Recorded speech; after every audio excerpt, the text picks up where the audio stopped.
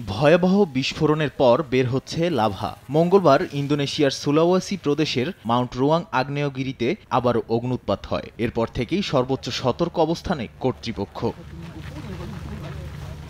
দেশটির আগ্নেয়গিরি সংস্থা বলছে, এরই মধ্যে স্থানীয় প্রায় 12,000 বাসিন্দাকে নিরাপদ স্থানে সরিয়ে নেওয়া হয়েছে। কাছাকাছি একটি আন্তর্জাতিক বিমানবন্দর বন্ধ রাখা হয়েছে।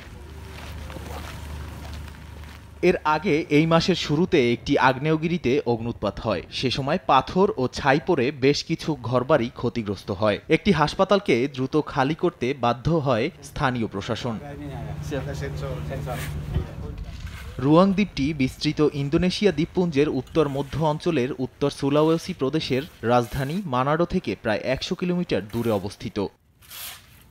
নাদিম মারজান, সময় সংবাদ।